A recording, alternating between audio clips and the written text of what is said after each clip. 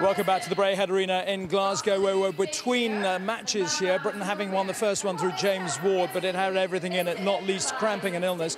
Behind us right now, Judy Murray, mother of Andy and Jamie, of course, is taking a little coaching clinic, the sort of thing that you can do to get into tennis without actually needing a tennis court, so things you can do at home. So there's some youngsters out on the court, members of the British squad out there as well. Colin Fleming is there, and Ross Hutchins as well.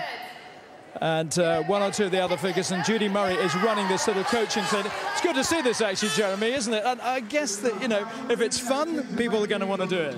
Yes, it's a subtle way of learning tennis, if you like, because all the kids, they're learning, but, you know, coordination, their footwork, sending and receiving skills, enjoying themselves, and it must be a real thrill to have the other players out there playing against them. Yeah, it's great to see. Good fun, this. What we're waiting for is the second tie, of course, and that'll be Andy Murray against Sebo Kish of Hungary. And Jeremy, you would expect Andy to make slightly shorter work of this than poor old James did just now.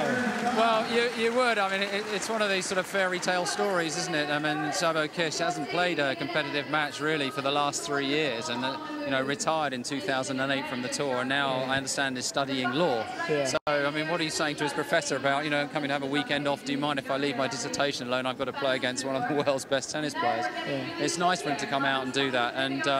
And the thing from Andy's perspective, obviously fresh out of New York, hasn't really practiced, hit here on Wednesday.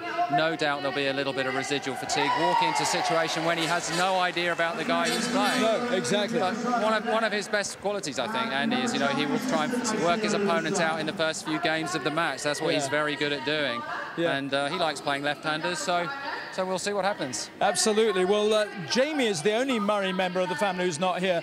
Judy's on at the moment, and Andy's going to be on shortly. And there was a lovely moment yesterday, actually, when Judy and Andy met up, I think for the first time probably since the US Open. They just met up on court and gave each other a really lovely motherly son hug. It was gorgeous to see. And that was just after I'd spoken to Judy Murray about what she's doing here now. Judy, great to see you here. I mean, it's very much a Murray event this weekend, isn't it? Yeah, I guess so. No Jamie, but Judy instead. What will you be doing? You're going to be coming on court in between the matches with some youngsters. Yeah, we're going to come on as a filler between the singles matches on Friday and Sunday.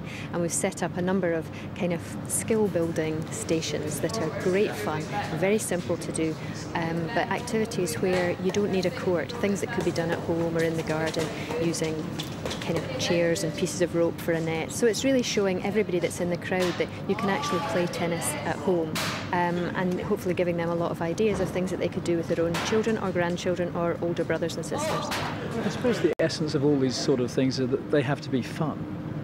Yeah, they have to be fun, and it's all about play and playing in an unstructured way, and it's amazing how kids can learn to build skills just through fun games. It doesn't have to always be about coaching, and we have to remember that not everybody lives near a tennis court or has access to a tennis court. So actually to show them some things that if they're watching tennis on the TV and they get inspired and think, I'd like to try that, you can actually get out in the garden and try a lot of these things.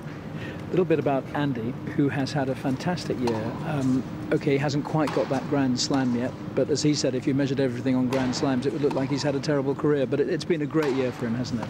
Yeah, it's been a fantastic year. This is his best year in terms of Grand Slams, 3 semis and obviously the final in Australia. So, you know, he's improving all the time. He's getting closer, and you know, he'll look back, I think, on this year and see it as a big success, but to look at what do I need to work on to get over that next hurdle.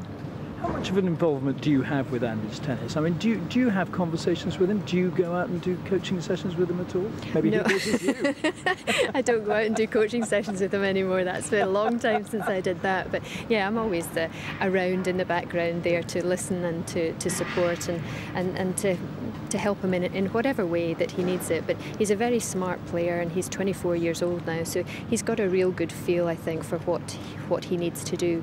And you know, at the end of the day, it's going to be up to him, and the people around him are there to help him. But ultimately, it's going to be up to him whether he does it or not. Great. Well, it should be a great weekend this, I think, shouldn't it? And Andy will love it again, won't he? Yeah, I'm sure he will. I mean, as I said, he doesn't get the chance to come back to Scotland very often, so it's very special to be part of the British team and to be playing in front of a Scottish home crowd. And you know, he'll feel that support that when he's away competing in the big tournaments overseas, he doesn't feel it because he's not here to see just how much support he gets from the Scottish public.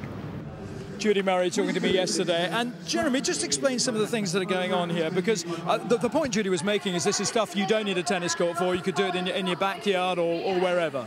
Well, it's been Judy's passion for a long time, working with the young kids, and she's developed many, as we've seen, over the course of many years.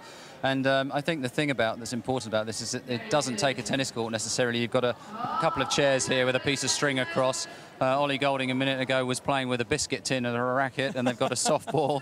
And what it is meant to be fun, and for all the kids that enjoy it, and they develop their skills as they move on. They're going to move on to a bigger court, slightly heavier racket, you know, slightly heavier balls as well. Introduce some competition, and it's a natural progression. But you know, very much at this age, it's fun, and that's what it should be. And they're having a great time out here, the kids. They are. Is the important thing ultimately to try and find some more world-class players, or is it just about getting people to play the sport and to enjoy it? Well, this is all about introduction and enjoying it. Clearly, that's the primary goal. But if you have a good experience as a youngster, then you're going to want to carry on, aren't you?